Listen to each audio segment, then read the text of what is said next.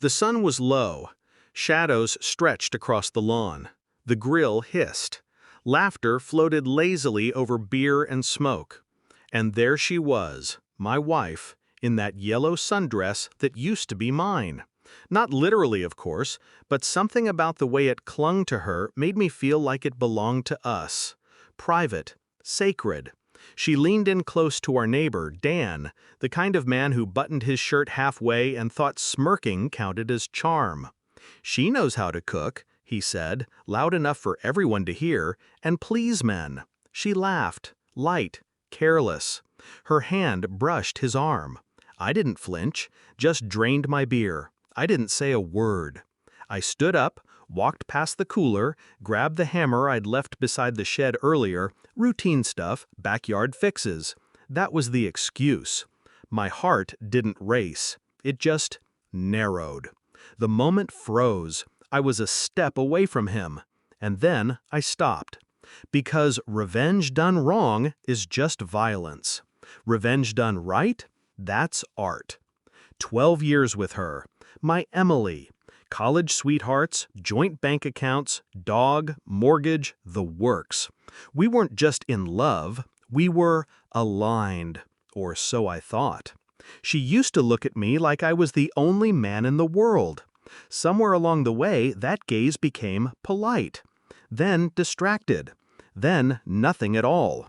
The first red flag, her phone face down at dinner. Then came the gym hours that didn't match her calendar. The way her smile returned a little too quickly when I walked in. Or how she once said Dan wasn't as dumb as he looked. Still, I convinced myself. Rationalized. That's what loyal people do. We doubt ourselves before we doubt those we love. But love doesn't erase instinct, it just muffles it. 2 months before the BBQ, I installed a camera in the den. Just one, small, tucked into the bookshelf behind the Hemingway novels she never read. Just to see.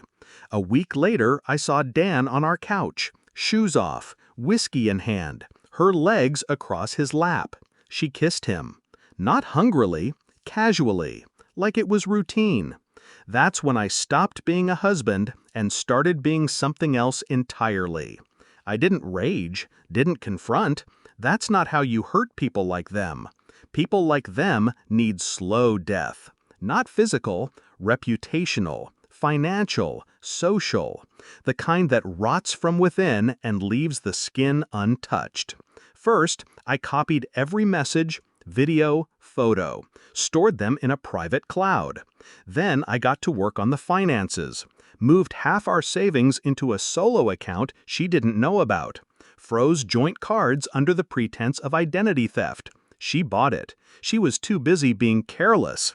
Next, I reached out to Dan's wife, Rachel. Kind woman, fragile voice.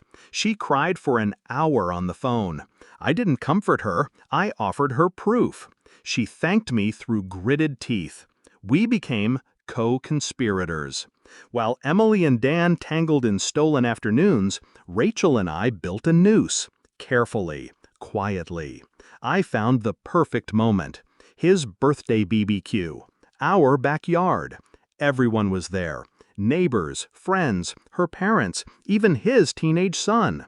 Emily wore that damn sundress again, the one she thought I adored.